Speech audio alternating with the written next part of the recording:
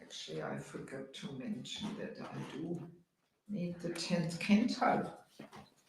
Let me see which verse it is. I can't even remember. I think 10. Do you have it?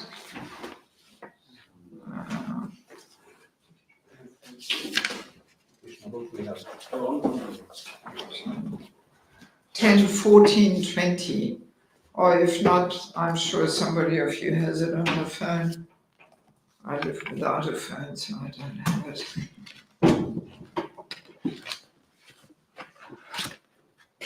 Yeah. 10, 14, 20. Yeah, I'm sorry, I've spaced out. I didn't. It's upstairs.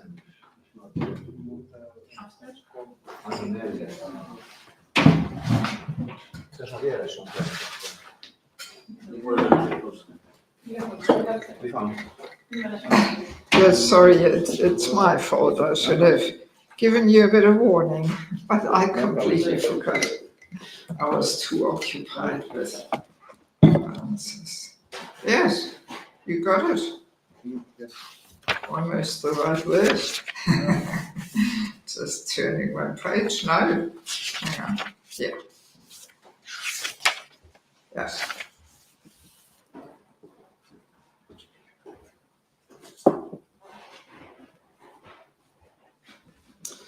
Om Agyantimanasya Gyananda Shalakaya Chakshurmilitam Dina Tasmashmi Shri Chaitanya Manupasam Savanam Yutani Swayam Rupakaramayandharati Swavanantikam Namam Vishnupada Krishnavasa Uttali Srimate Bhaktivedanta Swami Namaste Saraswati Deve Gaurvani Pachayane Nevashisha Shunyavadi Pasatana Satana Vanchakapa Dvivasa Kripa Sindvevacha Paditanam Pavanebhyo Vaishnavebhyo Namo Namaha Jai Shri Krishna Chaitanya Bhavanityananda Shri Advaita Gadadhara Srivasadi Gaur Bhaktivinoda Hare Krishna, Krishna Krishna, Hare Hare, Hare Rama, Hare Hare. Okay, so first of all, let me express my joy and honor that I'm able to visit you here in far north, in Helsinki. Yes, and I would like to also share that this is not my first visit to ISKCON Helsinki. The only other time I came was about 36 years ago. I was married at the time and we established a temple in Riga in Latvia. And that was in 89, we came first time. And there was some kind of a Latvian song festival here in Finland. And we came for that to preach. We had a book table with Prabhupada's books and so on. And on the way back, we stopped at the temple here. You were at a different place. And Dhirashanta Prabhu at the time was the temple president. So we stayed one night in the ashrams. And then we went to Riga by ferry, I believe. Yeah, so that was the only other time when I came, and this is 36 years ago. Wow, amazing. So I'm really impressed. What a nice facility you have here with all this lawn there. This is excellent. Yeah, really good. Because people, they like to hang around a bit and sit on the grass and all this, you know.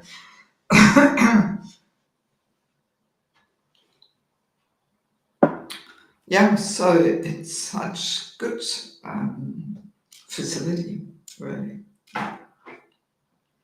And I can, of course, catch the spirit here. You know, everybody is pretty fired up about Mastami. Yesterday was so many activities going on here and nice decoration and altar looks so beautiful. Yeah, very nice. And I thought maybe since many of you may meet me the first time, let me just quickly introduce myself. So by nationality, I'm from Germany, but I've never lived there as a devotee, as things go very often. So I traveled the world looking for higher purpose to life. I had given up my professional career. I was working as a physiotherapist in Germany, freelance, private practice, made good money, could work as I liked.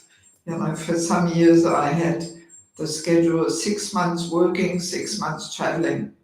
And then I came back to my old job, you know, and I said, yeah, you can put some patients in my calendar there, you know, so it was perfect actually. But still, I felt this deep urge. I meant to do something else in this world, you know, so I gave up everything. I got rid of all my medical books, everything. I somehow knew I would not get back to this.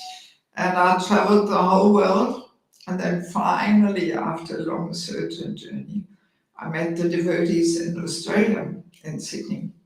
So that's why I have a slight Australian accent. Some people can detect that. So yeah, I came to an ISKCON farm without knowing anything about Krishna consciousness. And after 1 week, I moved into the ladies' ashram. So I came as a woofer, willing workers on organic farms. So they're good candidates. Yeah, so and then I spent almost 4 years in the ashram in Sydney getting training. I was initiated by Bhavananda in those days. That was in 85. And then, yeah, 89, I got married. And then 2 months after we got married, we came to Latvia to preach because my ex-husband's parents were from Riga and they immigrated to Australia. So he was born in Australia. But he spoke the language, and they learned, spoke Latvian at home. So, and as a Brahmachari, he always wanted to go there and preach. So 2 months after we got married, we did that. And it was very exciting. We started really from nothing. Any of you have been to the Riga temple? Yeah, a few of you. Yeah, so we got this building, it was all without roof and, long story. We just squatted and started fixing it up, and it was buzzing, dynamic. We had about 65 brahmacharis coming from all over former Soviet Union. The word got around. There's devotees from Australia, let's go there. And the borders were open at the time. So, yeah, we had 65 brahmacharis, 30 brahmacharinis. The back building was all brahmacharini ashram. Yeah, and we had to fix it up, and it was just an amazing adventure, really. Many people told me I should write a book about that. So that's it. But yeah, I learned so much, and my God, we were so absorbed how to get things happening there, with Rath Yatra, and oh my goodness. So, and then nevertheless, even though we had such adventurous time in 99, my ex-husband left me, left Krishna consciousness. Maya is very strong. So yeah, that's how it went. But yeah, I took it as a blessing. So I was married for 10 years. And I simply moved on to the renounced phase. So while I was married, of course, I didn't look like this. I had hair and earrings and everything. A whole bunch. Yeah, so and since 1999, I'm basically living out of a suitcase. And I spend 5 months per year traveling, preaching in India and Bangladesh, sometimes Nepal also. And the 7 months, yeah, these days I'm going basically all over the world. The only place I'm not so keen to go is South America, because people don't speak much English and all that. But otherwise, this year I was in Kenya and Mauritius and South Africa and US. And sometimes I go to Australia, New Zealand, and all around Europe. And that's why it took me a while to get the chance to come here, because there's so many other places to go. And over more than 25 years, I've been very involved in preaching in Bangladesh. And of course, we all know we had a bit of problem there last year. But it has quietened down. They had a big Rath Yatra this year with 3 big cars going through the main street of Dhaka. And it's all fine. Yeah, the Bengalis are a little hot-blooded and passionate, and so sometimes it's all, aggravated there. But anyway, over 25 years, I have learned so many things there about our Vaishnav culture, because Bangladesh is East Bengal. I think you've been to Bangladesh, no? Not really, just across the border because of visa. Oh, no, then you have not experienced Bangladesh. I thought maybe it was Kadambakana Swami who came or something. No? He came with the whole group. Anyway, Bangladesh is East Bengal. It's the place where most of Mahaprabhu's associates come from. Even Advaitacharya, he's not from Shantipur, no, he's from Bangladesh, and he moved later there. Srivas Thakur, Pundarik Vidyanidhi, Rupa and Sanatana Goswami, Narottam Thakur. Oh, the list is long. Even Mahaprabhu's parents, they come from there. Yeah, you can still visit Jagannath Mishra's residency. It's still there. The steps you can walk up where his feet were touching the original stones, not renovated, nothing. Yeah, so it's really amazing. There's Madhavendra Puri's original Bhajan Kutia. Madhavendra Puri, so Ishwar Puri's Birth Master, that's 2 generations before Mahaprabhu. Original Bhajan Kutia is still there, falling apart a little bit, and in the hands of a Muslim, but he's so favorable, he lets us come and take darshan and this and that. Yeah, so it's really quite an amazing place. Many people don't know this, and maybe it's thank God, because not so many even devotees visit there, because they all think, oh, Muslim country, dangerous, But it's Brahmachari Loka. We have hundreds of brahmacharis in Bangladesh. Hundreds. Yes, we have so many properties, so many temples. My God, we can hardly even maintain them all. So it's a different planet, even to compare to Mayapur, different planet. Yeah. It's like entering Chaitanya Charitamrita when I travel there. The whole prasadam, bhajan, kirtan, Vaishnava hospitality culture. It's all going on, all happening. So jolly and sweet, and oh my God. Yeah, so over 25 years I've been very involved there. Actually, for some time I was the vice president of Dhaka Temple.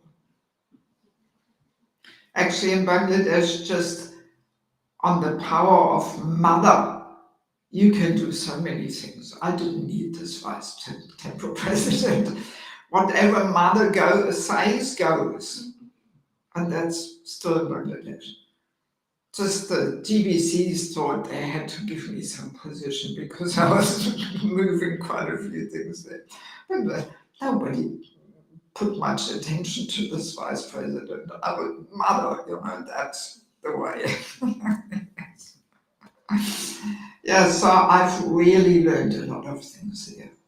Actually, over 25 years, my whole worldview got put upside down. Really. Yeah. And that inspired me to establish an institute for spiritual culture. I even did bring a couple of brochures along just to show you that this exists. Institute for spiritual culture. And I'm giving courses in Mayapur. You attended some. I remember you were one of my first students. Yes. So because I realized we need some training and education how to actually practically live what Prabhupada has given us. You know? So to read Prabhupada's good books is a good beginning, but it's only a beginning. And then the real challenge is how do we live it? And we are not quite there yet. Yeah. Especially here in the Western world, it's like day and night. So it takes a few generations to get a little closer there to Krishna's system. Yeah, so in any case, this is why I put these courses together and I teach them every year in Mayapur. And now I'm putting the courses in book form. So I will mention, with your permission, at the end of the class, I will mention a few little things about each book. Because I feel a great urgency to get these topics out in the world, into the world. They're all so relevant. And yeah. Yeah, so and that's mainly why I'm traveling like mad now. Just to get these books into people's hands. Yeah. Yes, and who knows how long I still can do this. I'll be 67 this year, so heading towards 70. So I want to use these last few years to plant the seeds and get the books out. Okay, so much about my humble self. So what about the timeline? What time should we finish? Well, the normal class is 45 minutes, can be 1 hour or something like that. Yeah, well, considering that there's no breakfast today, we feed the soul a bit. Yeah, because the morning class on a festival is actually the main one for the practicing devotees. Because there we discuss more deeper and sweeter aspects about whoever's appearance we celebrate. Because the afternoon class, that's for the newcomers who don't even practice anything. That's a whole different mood. Yeah, in many parts of the world, people think Janmashtami starts at 3 o'clock with a public program. But actually, for those who've been to any Vaishnava festivals in India, Mayapur, Vrindavan, the main thing is the darshan. We want to see the Lord on his birthday. Early in the morning, darshan. Then often there's several speakers. The katha goes to 11, 12 o'clock or something, with several speakers talking about all different aspects. Yeah, because that's the main nourishing thing to hear about all different aspects of the Lord's appearance or his devotee's appearance. Yeah, and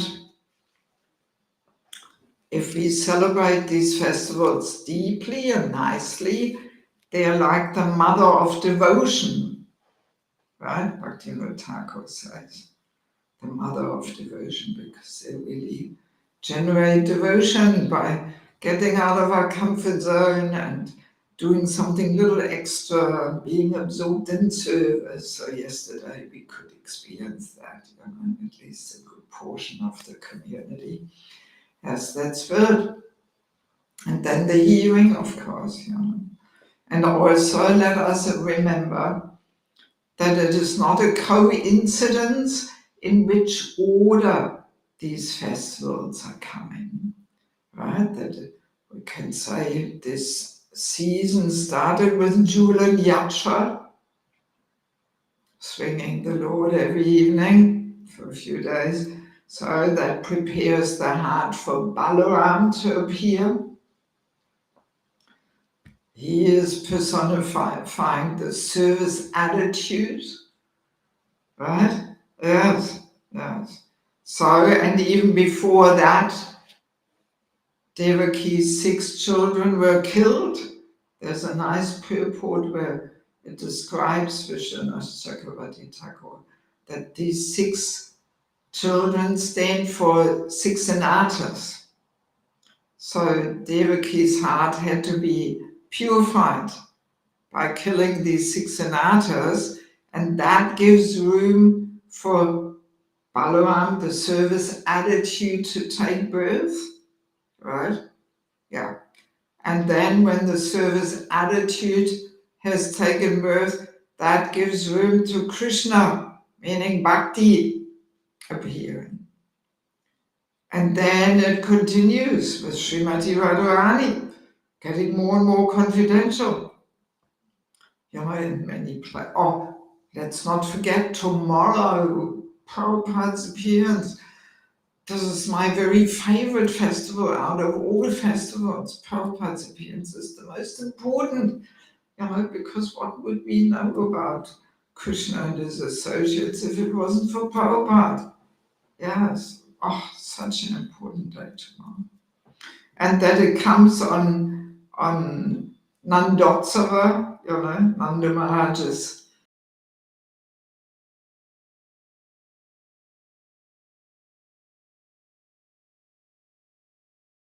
there's also no coincidence for the more serious devotees, because everybody is tired after Janmashtami. So then we have to, another festival, you know. So yeah, but that's all a good reason for that. That makes it more special, you know. We have to surrender a little bit more. So, and then comes Radharani. In many places, Radhastami is not even so much celebrated, you know, but this year will be a Sunday. But yeah, on other days it's just a 2-hour event in the evening or what, you know. Actually, I was in New Mayapur for Balaram's appearance. It's a pretty nice place to go. They have a 4-day festival there because they have big Krishna Balaram deities installed by Prabhupada. You should go there one day. It's pretty sweet and amazing. You know. Yeah, so and then shortly after Radhastami, then not too far, comes Kartik time. You know, so it's really building up. And then in February, March, Mahaprabhu, that it's all starting again this season, you know. So yeah, there's a good reason why these festivals come in that order. You know? Yeah. So let me turn to 10th canto, 14th chapter, verse 20. No need to, I will just go through it, you know, because time, yes. Om Namo Bhagavate Vasudevaya. Om Namo Bhagavate Vasudevaya. Om Namo Bhagavate Vasudevaya. Om Namo Bhagavate Vasudevaya. Om Namo Bhagavate Vasudevaya. Om Namo Bhagavate Vasudevaya.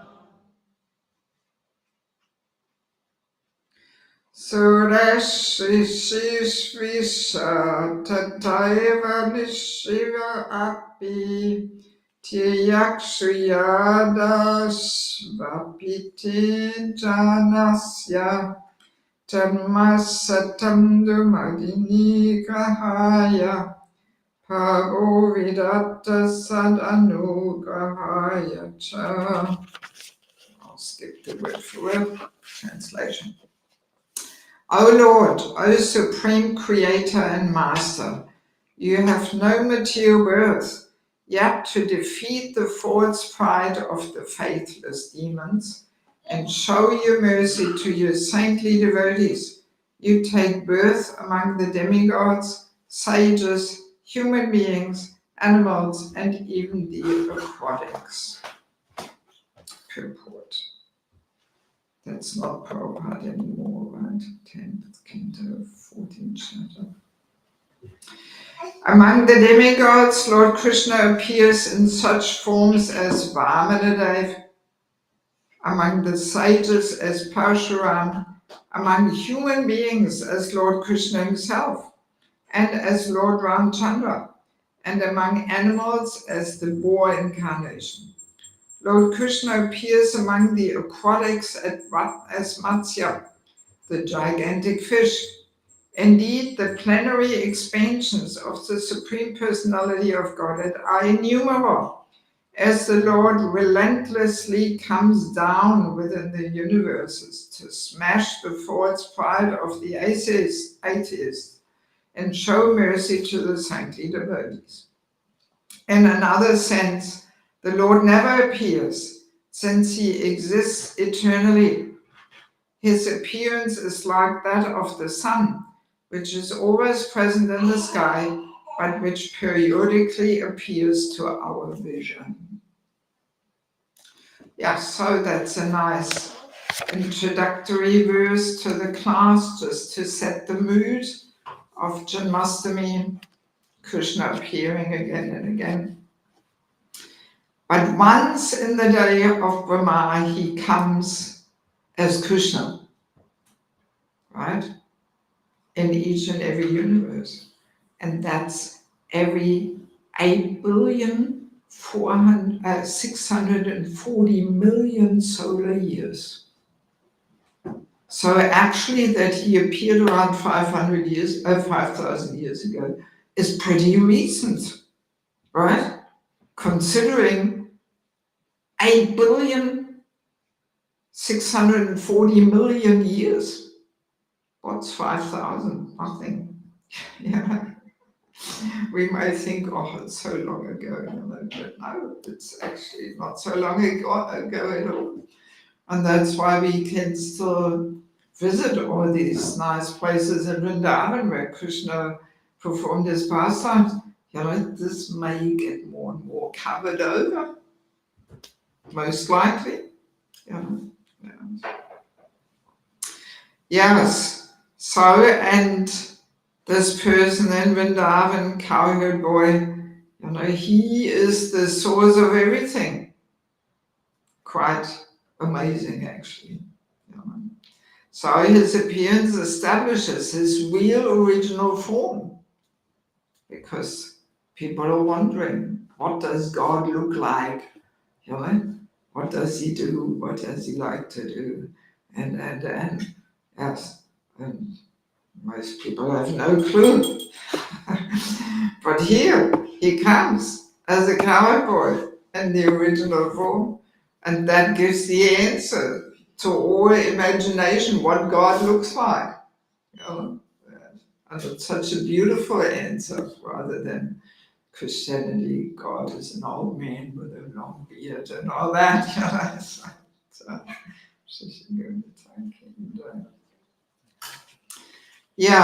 But of course this is a very confidential understanding and knowledge, and it actually can only be understood by one who Krishna himself chooses.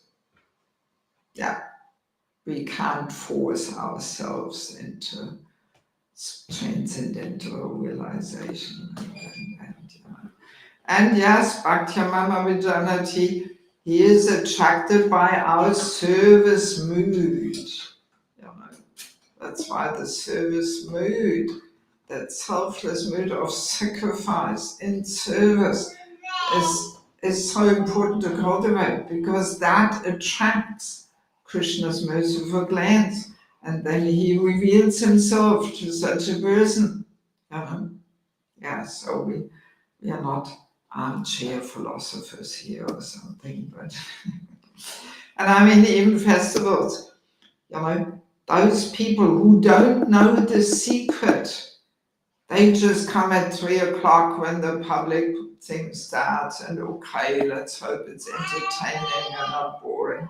But they are missing out the real nectar. The real nectar is diving into service and cooking, making flower arrangements, and these two things are the main activities in the spiritual world. Making something amazing for Krishna out of fruits and vegetables, or making something amazing for the Lord out of flowers and leaves. That's how we manifest, how we offer our love and devotion in these activities. We have to give it some shape, and that's how we offer our love and devotion. So we are practicing here, if we want to go there one day, because the same activities are going on there: garlands, decorations, cooking. Yeah, that's the nectar. So all those who don't know about these secrets, they turn up at 3 or 4 o'clock,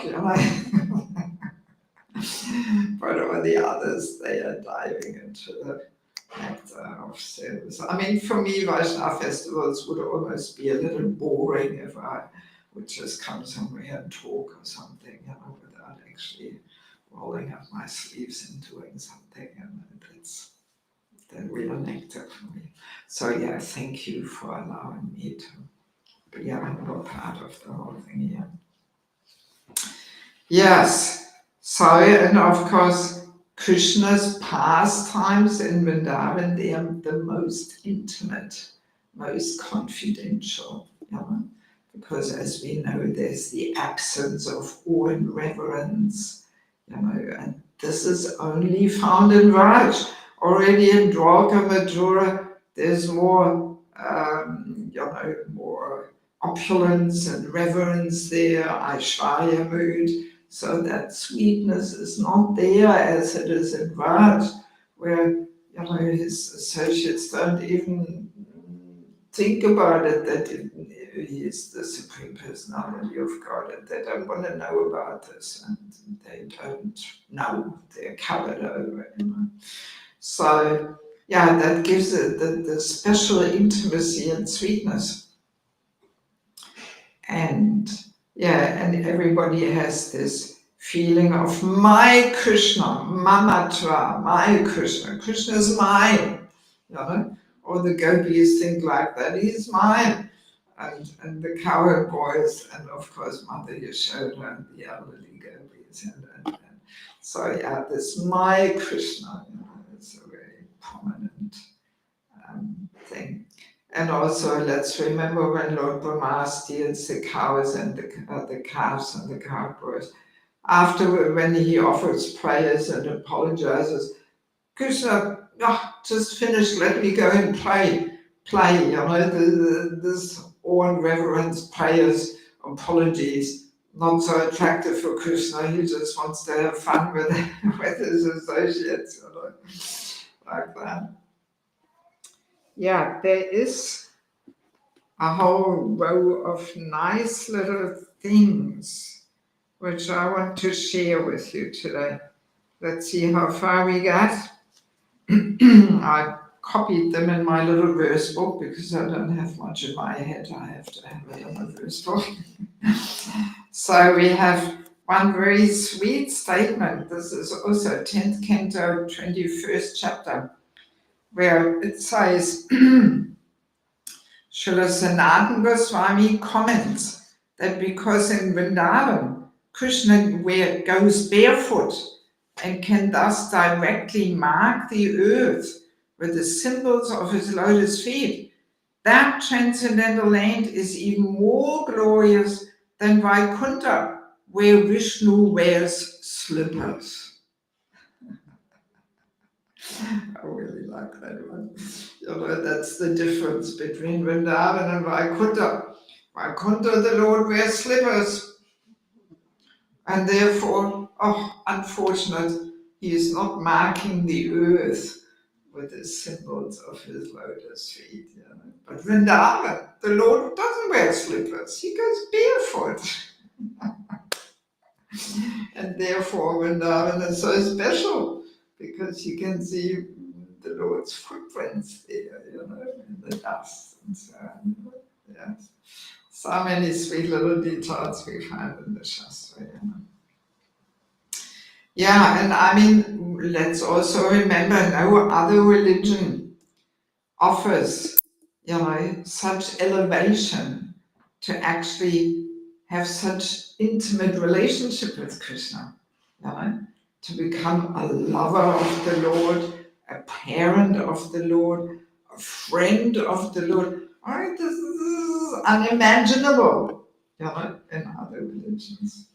But Krishna consciousness offers really the highest understanding of love to Krishna.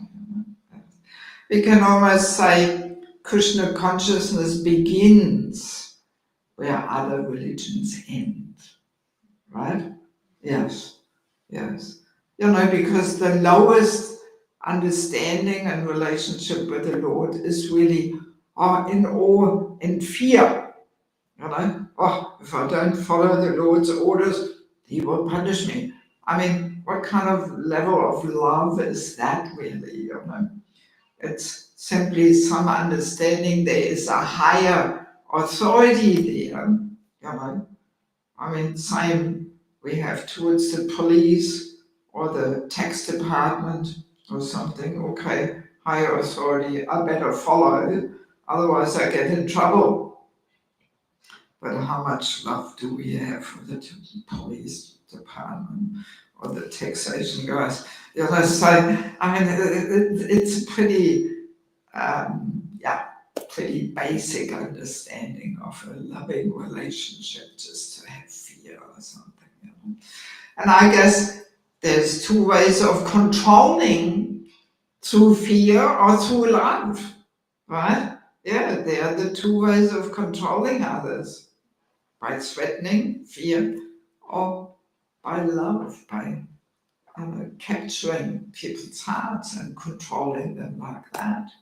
So that's what bhakti is all about, to actually understand how Krishna is even conquered by his pure devotees, through their selfless, that conquers Krishna and controls the supreme control. Yeah, so so that is pretty unique really, because in other understandings we don't have that. So now in Nectar of Devotion we hear about Krishna having some 4 qualities, no, how many? 4, yeah. 4 qualities which other incarnations of him don't have, right? It says there, besides these 60 transcendental qualities, Krishna has 4 more, which are not manifest even in the Narayan form of Godhead. What to speak of the demigods or living entities? They are as follows. Who remembers?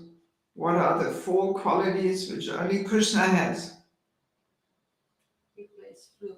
He plays flute. He's extremely beautiful. Extremely beautiful. He has very special associates. And what's the 4th one? Pastimes. Yes.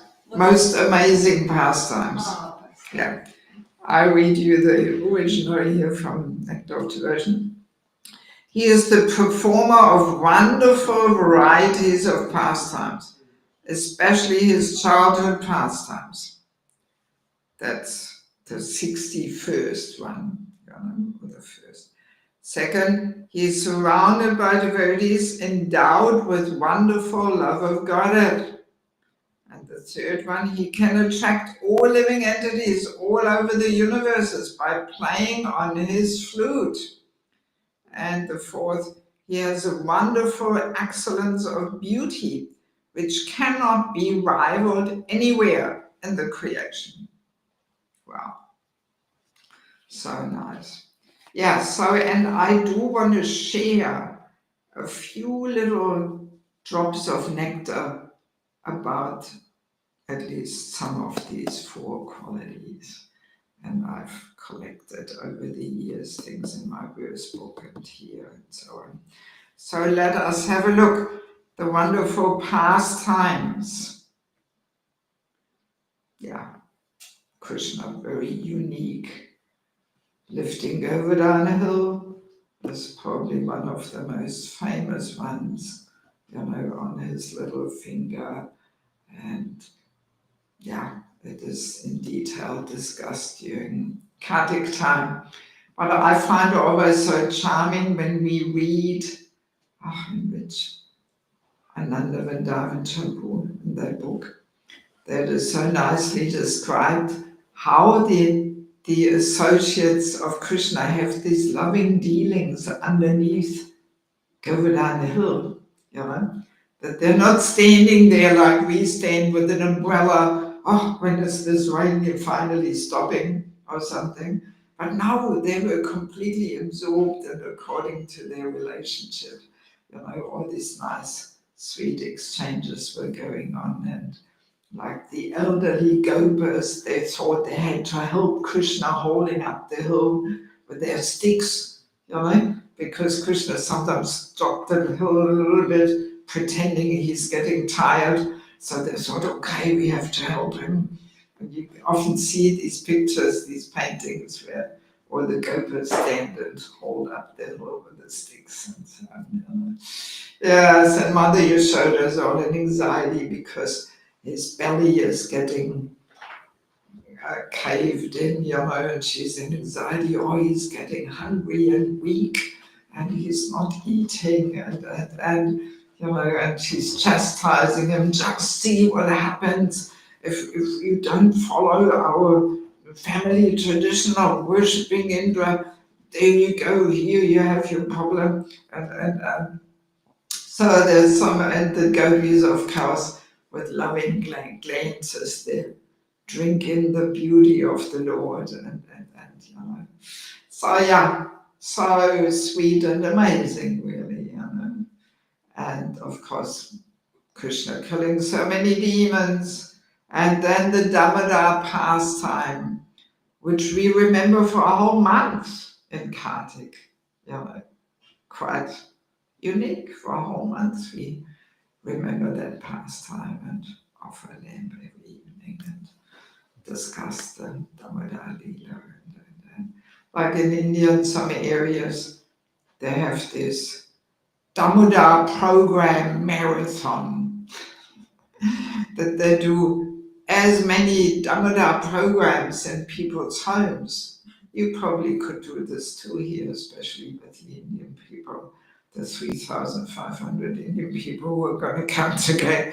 Yeah, it's a good way to cultivate them, to have a little Damodar program where you just share the Leela everybody offers, and you can distribute Prabhupada's books there and cultivate them,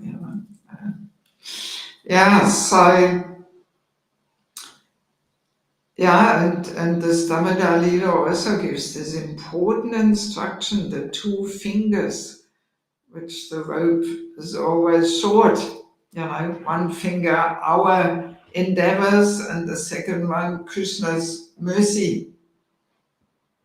Mother Yashoda setting the example, she's all perspiring, not giving up, even though the rope is always too short, no matter how much rope she ties on.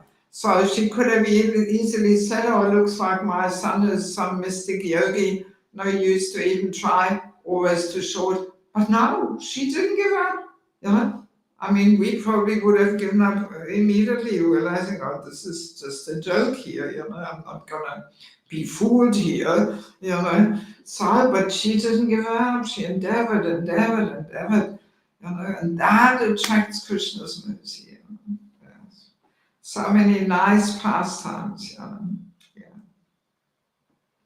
So, and then the surrounded by the associates, there's the animals, of course, the cows, the peacocks, and all the nice personalities cowherd boys, gopis, and so I do want to read you one of my really favorite ones, favorite little quotes from 10th Canto. This is about the peacocks. Do you know why Krishna wears a peacock feather?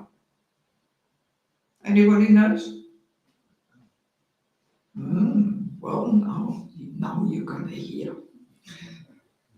This is so sweet, at least for me. This is 10th Canto, 21st chapter, verse 10. So there it is described how the peacocks asked Krishna to play the flute and make them dance. Listen to this. In Vrindavan, the peacocks request Krishna, Govinda, please make us dance. Thus Krishna plays his flute, and they surround him in a circle and dance in time with the rhythm of his melody. You just imagine Krishna in the center, surrounded by peacocks, all dancing while Krishna plays the flute. He also sings and dances. So Krishna also sings and dances and plays the flute. Then those peacocks who are fully satisfied with his musical performance, out of gratitude, offer for his pleasure their own divine feathers. Actually, Shivam Swami has a little book where he describes this more. And he says, the peacocks are lamenting, "Oh, beautiful Krishna, we are just simple birds. What can we offer you? We've got nothing to give you. All we can give you is our feathers. You know, our beautiful feathers. So please accept them." In the usual manner of musical performers, Krishna gladly accepts these presentations and places a feather upon the turban atop his head. Gentle animals such as deer and doves greatly relish the transcendental entertainment presented by Krishna.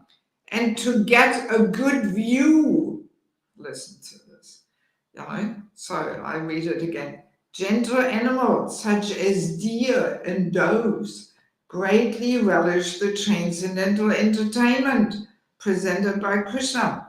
And to get a good view, they flock to the peaks of the hills. Then, as they watch the breathtaking program, they become stunned in ecstasy. Isn't that beautiful? You know, so the peacocks having the whole thing there with Krishna. Krishna makes them dance. And then, like in a musical performance, you know, after a singer sings on the stage, people come up and give him a bunch of flowers, right, and shake hands. So in the same mood, the peacocks offer their feathers to Krishna. And Krishna, just like one of these musical presenters, he accepts the feather.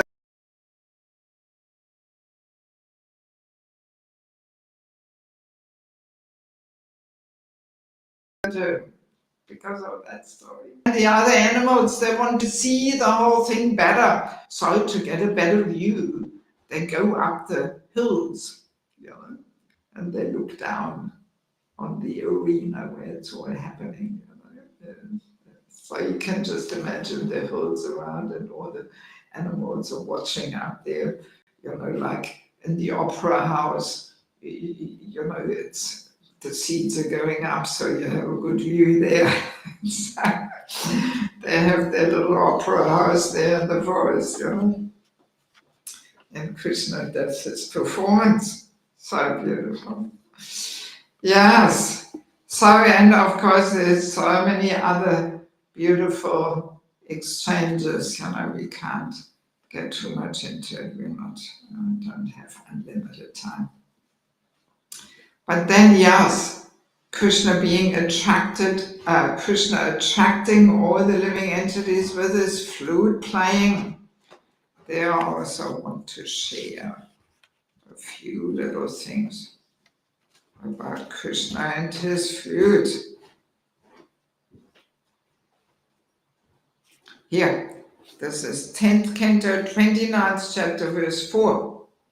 Srila Vishwanath Chakravarti poetically describes the situation as follows. Krishna instigated a terrible act of thievery in Vrindavan when he played on his flute. The song of his flute entered through the ears of the gopis into the inner treasure chambers of their hearts.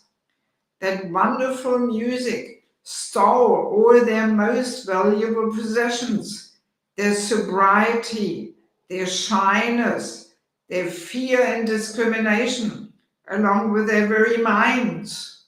So they lose all these qualities. Krishna steals them away with his flute. And in a split second, this music delivered all these goods to Krishna.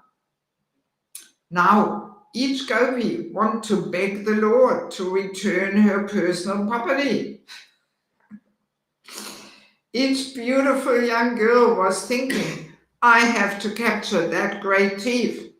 And thus they went forward, each unknown to the others. So nice description. Yeah. How Krishna steals all the nice qualities of the gopis with his flute playing. Or then there's another one. In Madhya, the vibration of his flute is just like a bird that creates a nest within the ears of the gopis and always remains prominent there, not allowing any other sound to enter their ears. Yeah, that's what we need, that no other sound can enter our ears. We allow so many other sounds to enter our ears, but the gopis, yeah.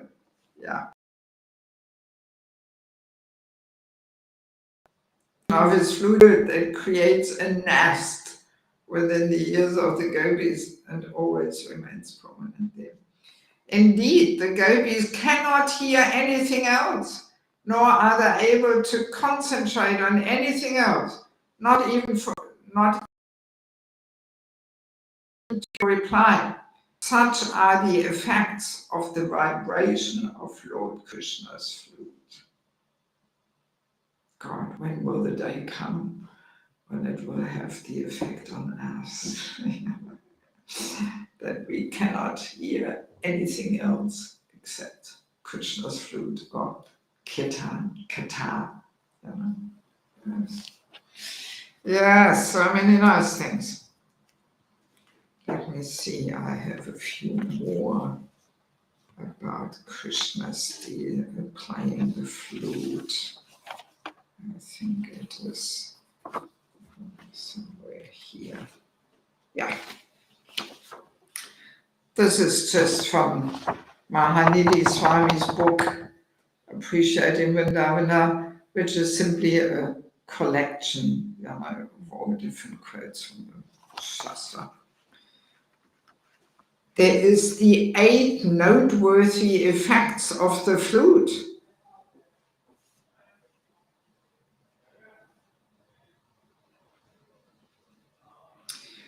Sri Krishna's flute vibrates 8 different tunes. Demigods like Lord Brahma and Lord Shiva break their meditation and forget everything when the first tune pierces their ears. Lord Shiva stops playing his din-din drum. Lord Brahma sits astonished on his lotus flower and Lord Anantashesh begins swaying hypnotically. The second tune makes the Yamuna river flow backwards. Wow. Flowing backwards. Just imagine. That's the effect of the playing of the flute.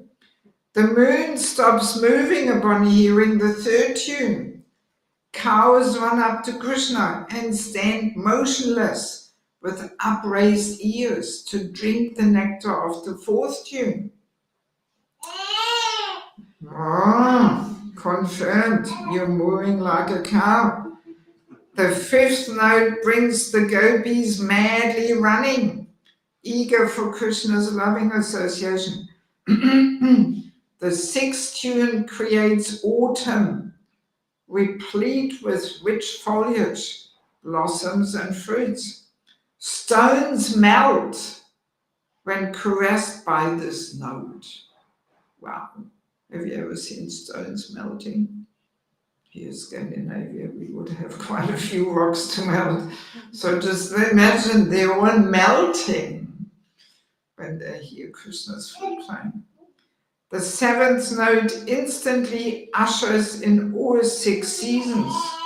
Wow, all 6 seasons come, manifesting their full splendor with soft, sensuous southern breezes, carrying the perfumed aromas of the fresh flowers. The 8th note of the relentless flute of Shyamasundar takes the name of Sri Radha, steers her self-control, and forcibly speeds Radha to meet her beloved Krishna. So there again, the flute steals all the good qualities, self-control, chastity, and stolen away. Overwhelmed by the flute's passionate whirlwind, Radharani paints mascara on her lotus feet. So ladies, can you imagine? You get so bewildered and mixed up that you put the mascara instead of the eyes, you put it on your feet. And red lac dye on her eyes. Red lac dye, is that for the fingernails or what's red lac dye? Probably. So she puts that on her eyes instead of the fingernails. Fastens a necklace around her waist, ankles on her wrists, and she drapes the top piece of cloth on the bottom. So that's the effect of Krishna's flute. You know, that Radharani is completely bewildered and lost and does everything upside down. O pious mother Yashoda, your son, who is expert in all the acts of herding cows, has invented many new styles of flute playing. When Krishna takes his flute to his bimba-red lips and sends forth the tunes of the harmonic scale and variegated melodies, Brahma, Shiva, Indra, and other chief demigods become confused upon hearing the sound. Although they are the most learned authorities, they cannot ascertain the essence of that music, and thus they bow down their heads and hearts. Actually, I once remember I was at a program in Bangladesh, and there was some bhajan going on, and there was this one flute player. He played so amazingly, I'd never heard such amazing flute playing. And I was just thinking, my God, if this fella plays like that, what does Krishna's flute playing must sound like? Because yeah, it really captured my heart, you know, the way he played. And yeah, I was kind of wondering what would Krishna's flute playing be like. We can't even imagine. When Krishna vibrates his flute, Raja's bulls, deers, and cow, standing in groups at a great distance, are all captivated by the sound, and they stop chewing the food in their mouths and cock their ears. Stunned, they appear as if asleep or like figures in a painting. They're so motionless. The gopis saw that the cows were hearing the sweet songs vibrated by Krishna's flute and were appearing to be drinking the nectar of those transcendental sounds. The calves were stunned and they forgot to drink the milk from the milk bags. Their eyes seemed to be embracing Krishna and there were tears in their eyes. This is an instance of inertia resulting from hearing the transcendental vibration of Krishna's flute, from nectar of devotion. Hearing the sound of Srimati Radharani and Sri Krishna brilliantly playing duets on the veena and the flute, the deer becomes stunned with transcendental happiness and stands still. The grass they were formerly chewing, now half falling from their mouths. I pray that those deer who are full of love for the divine couple may grant transcendental happiness to me. When Lord Krishna plays his all-attractive flute, the nearby cloud, afraid of offending a great personality, thunders very gently in accompaniment. Ooh, just see the clouds, they tune into Krishna's flute playing and doing some very gentle thunders to accompany the beautiful music of Krishna's flute. Amazing. The clouds shower flowers onto their dear friend Krishna and shade him from the sun like an umbrella.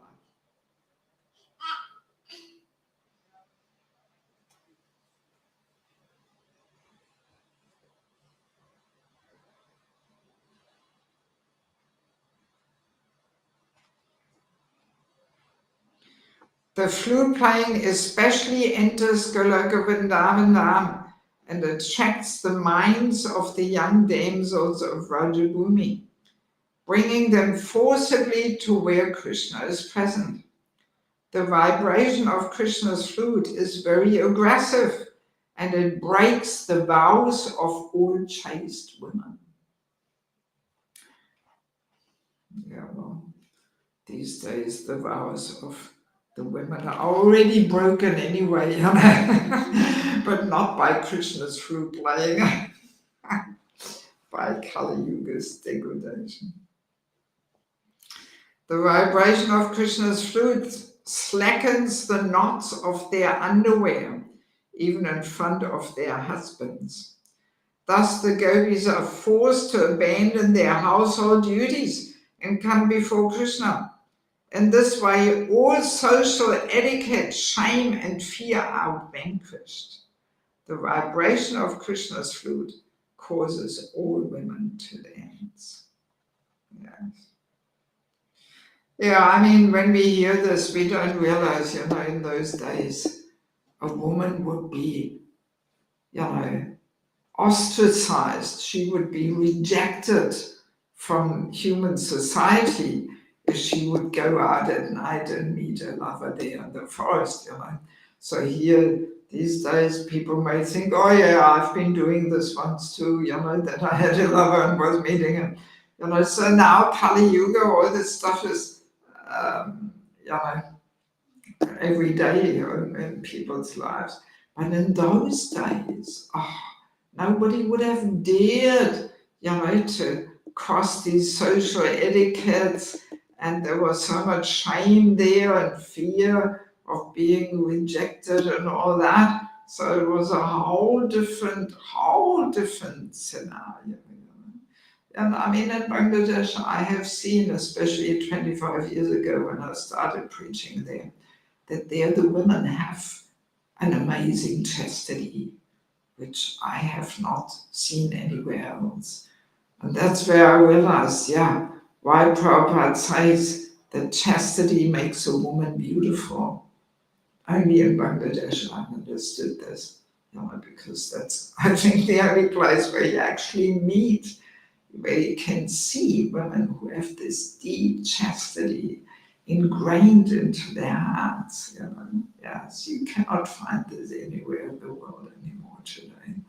But these women, they're different species of ladies. Yes, yes, very powerful and very attractive and beautiful by their chastity. Yeah, so all that, the Krishna's flute playing was stealing away. Yes, what else do we have? Oh, there is something which I want to read. Can I read a little bit more? Yes, more. Yes, because there is something about Krishna's beauty. Yes, there's this one nice quote. Let me see, hopefully I'll find it so quickly. Where he sees himself, Madhya Lila. Upon seeing his own reflection in a bejeweled pillar of his Dwarka palace, Krishna desired to embrace it, saying, "Alas, I have never seen such a person before me. Who is he? Just by seeing him, I have become eager to embrace him, exactly like Srimati Radharani." So that's Krishna's beauty, that even he, when he sees a reflection of himself, he is amazed. Who is this personality? And he wants to embrace the pillar there. That's how stunning his beauty is. Yes. And there is another nice one.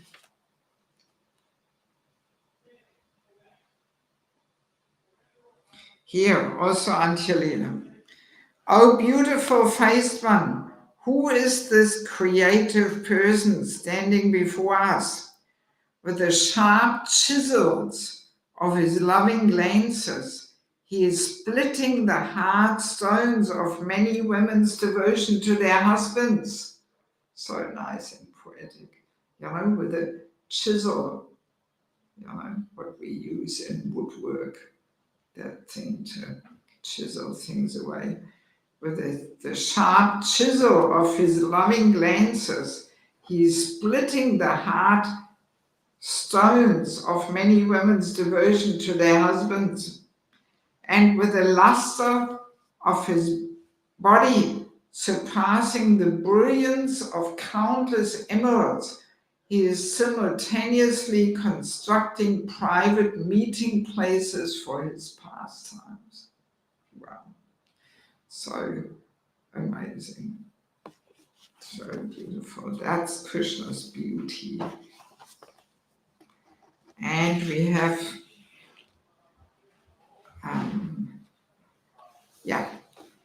the real beauty is Krishna and Radharani. One who is attracted by the beauty of Radha and Krishna cannot be attracted by the false beauty of this material world. That's actually another nice point. We may think, so why is Krishna performing his most intimate pastimes of the rasa dance in this most degraded age of Kali Yuga, which is the age of lust and greed and degradation.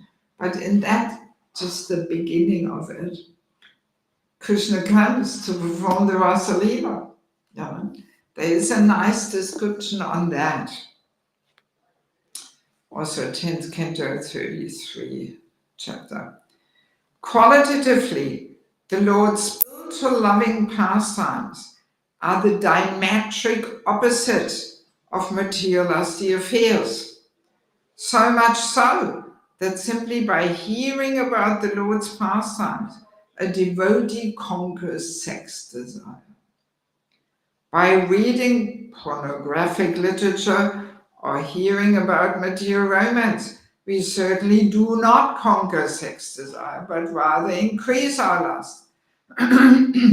But hearing or reading about the Lord's conjugal affairs has exactly the opposite effect, because they are of the opposite nature, being purely spiritual. Therefore, it is by the causeless mercy of Lord Krishna that he exhibits his Rasa Leela within this material world. If we become attached to this narration, we will experience the bliss of spiritual love and thus reject the perverted reflection of that love which is called lust. So nice. Yeah, yes.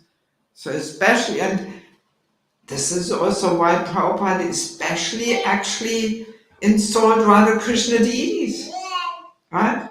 Yes. He didn't even install so many Gauritas, but Radha Krishna everywhere. So we may be wondering, why is that? Because at the same time, Prabhupada also warned us that we should not prematurely dive into the most confidential pastimes between Krishna and the gopis, you know? And we should read all the other cantos first before we come to the 10th canto. So Prabhupada warned us very much, but at the same time, he's installing Radha Krishna everywhere, practically in every continent. You know?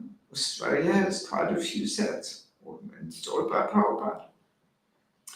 So this is exactly because of this point, you know, that in this age of lusty affairs, if we get attracted to Radha Krishna, their beauty, their pastimes, then we lose our attraction to the perverted reflection, which is lust. Yes, yes, very, very nicely described. You know?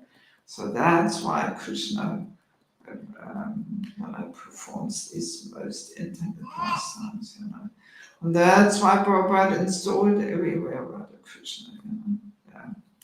And I mean, yes, not wanting to diminish the beauty here of the altar and all that, but still Radha Krishna deities on these festival days, Janmashtami, Radhastami, gives even a special sweetness. Of course, we can say Mahaprabhu, he embodied Radharani's mood, he gave that highest perfection of entering Govinda, and he spread it all over the world. He flooded, you know, the whole world with the highest, you know, level of love. But yeah, this, you know, is the cure for lusty desires, is to, you know, get some appreciation for the real beauty and real love between Krishna and his devotees. A few more little things and then we'll finish. Krishna's body is a city of attractive features, and it is sweeter than sweet. His face, which is like the moon, is sweeter still, and the gentle smile on the moon-like face is like the rays of moonshine. The smile on Krishna's face is just like the smiling of the moon, which generates greater and greater happiness for the gopis. Sri Krishna's complexion is the color of a blue lotus flower or a sapphire, and it is as enchanting as a tamal tree or a group of black clouds. Krishna is an ocean of nectar, nectarian handsomeness. Yeah, so I mean, really, in the material world, we all want to imitate Radha and Krishna, actually. You know, that's why we make our fingernails pink and the lips red, and because this is all what Radharani has, you know, and the men all want to be handsome. But here, you know, Krishna's handsomeness is the real handsomeness, you know, compared to that. We may as well forget ourselves here. Sri Govinda wears yellow garments and a garland of rose flowers. Gokulananda is decorated with various jewels, and he is a great reservoir of the nectar of many transcendental pastimes. Radhika Raman has long curly hair, and he is anointed with many fragrant scents. Shama Sundar's handsome crown is decorated with many different flowers.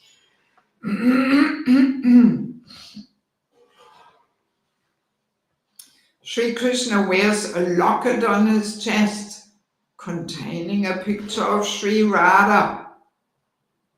I remember Sydney where I joined. I was worshipping Big Radha Gokulananda. So yeah, Krishna had this locket with Radharani, and Radharani had the locket with Krishna. So they actually were wearing that, as a dream.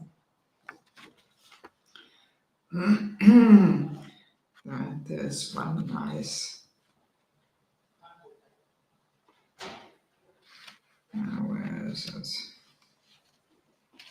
There's one nice description how Krishna likes to do the flower decorations the best. Where is it?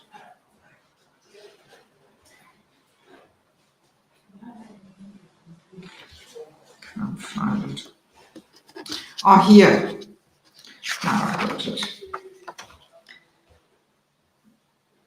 The shirt on his body and an orange-colored turban on his head. The different kinds of bells, combined with Krishna's enchanting smile, used to always increase the transcendental bliss of his associates. This dress of Krishna is described as gorgeous. In Vrindavan, Krishna used to put on reddish garments with a golden shirt on his body and an orange-colored turban on his head. On his body, Sri Krishna wears many ornaments fashioned from precious pearls, gems, gold, and other materials. And like Radha, Krishna wears many decorations made from Vrindavan's elegant flowers. Krishna wears flower crowns, flower collars, flower earrings, necklaces, flower armlets, sachets, flower anklets, and even a pair of flower shoes, which cover the entire top and sides of his lotus feet. So can you imagine making slippers, shoes from flowers for Krishna? And he likes them the best. Yeah. In Vrindavan, we can see that there the devotees are pretty expert in making these flower crowns or with flower buds and petals and so many amazing things. I mean, here our garlands, this is the real basic flower decoration, There's so much more to make actually, all the market pieces and Vrindavan, they're pretty good at that, As they're already really seriously practicing for going down. Yes. And then a nice little, sweet little thing. The ornaments on the body of Krishna were not actually enhancing his beauty, but just the reverse. The ornaments were beautified by Krishna. We may think Krishna becomes beautiful through the ornaments, but no, Krishna is already the ocean of beauty. You can't actually beautify Krishna by ornaments. Now, the ornaments became more beautiful because they were put on Krishna. Okay. Yeah, I think maybe we'll leave it at that. I have so many more things here, but I think we got something little to deepen our meditation. And yes, so if we have time, we should read some of these nice things from the Shastra. If you have this book, Appreciating Vrindavan, there's so many nice things, about Krishna and his animals, and Krishna and the gopis, and Krishna and Balaram, and Krishna and the cows. There's a whole section about the cows, and they're just, how do you say, a compilation of quotes from the Shastra. Very nice.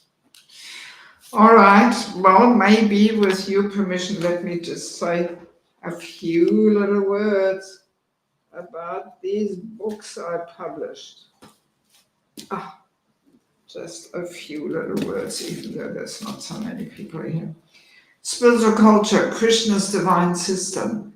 This book is all about women. We women are very powerful. We have a very powerful Shakti. And Shastra says we should be the power of inspiration to the men. And we should not compete with them. But because man-woman equality, we women often compete with the men, and the men don't like that very much. Maybe you noticed. Yeah, so very insightful, very helpful for married life. In India, they use this book as a handbook for brahmachari training, even though the whole book is about women. Just so the men also understand what important role we women play. We are the backbone of whole humanity. And so every woman should read this, actually, and every man too. Then we have sheltering relationships. This is all about the importance of having a mentor, a coach. Just having Diksha, Shiksha, Guru, not enough. We need, on a more regular basis, we need a well-wishing friend who guides us and corrects us and helps us to move forward. If we don't have that, very easily we stay in our comfort zone, and then we become stagnant, and nothing much happens in our life, even though we may be coming for 40 years every Sunday here, but nothing really transforms. Then we have the false ego, our constant companion and troublemaker. Title speaks for itself. False ego is so subtle. We usually don't identify it. We feed and boost it all very nicely, all in the name of Krishna consciousness, instead of subduing and dissolving it. In fact, we can completely miss the target of Krishna consciousness and just feed and boost our egos and try and show off. We have plenty of opportunities in that, in Bhakti. Yeah, very helpful. And there's a whole chapter on chanting. I do conduct Holy Name retreats, so there's like a summary of Holy Name retreat in there.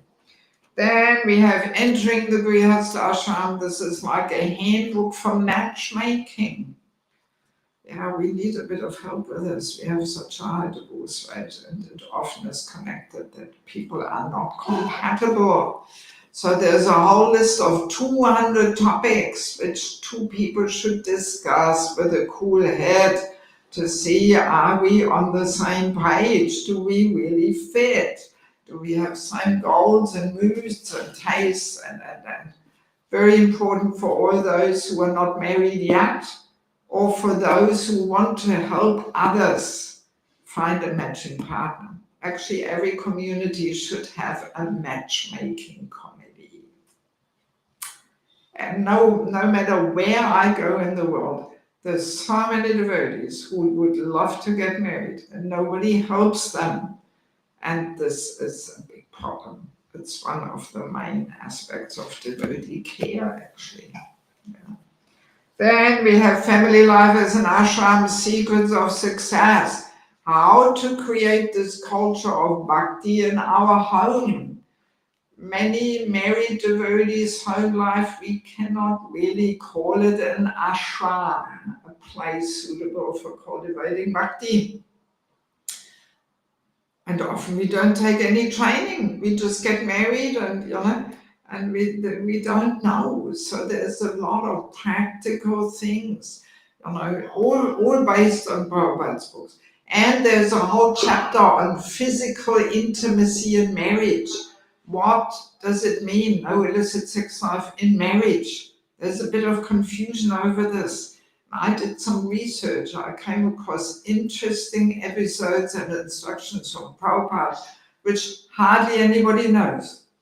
People are amazed because it's not in the Bhagavatam. People are amazed. Oh, really? Prabhupada said that? Oh, wow. Okay. Yes. So yeah, I hope this book will make our family life more Krishna conscious and emotionally balanced and healthy. Yeah. And last but not least, my latest book, The Vanapasta Ashram, Meeting Death with Joy. There's a whole big chapter on death. What happens on the most subtle levels, how to prepare, what to consider for our own departure. We have to make plans. We can't just say, oh, Krishna will arrange it. You know, everything in our life Krishna arranges, but still we have to make plans and then see, is Krishna accepting my plan or does he suggest a different plan? So also what is connected to our departure, we have to put some thought in it. Where do I want to leave? Who do I want to have around me?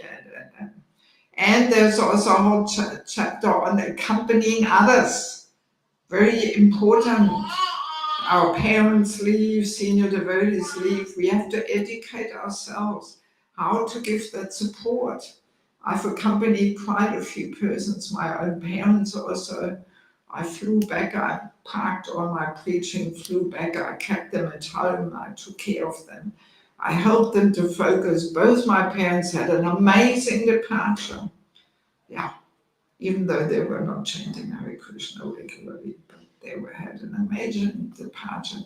So we need good association all our life, and especially in this last phase, we need good association. And Vanapasta Ashram is a whole part in it. What is it? Nobody talks about it. It's the forgotten ashram. You know, I make this joke and say, because Prabhupada always says 50.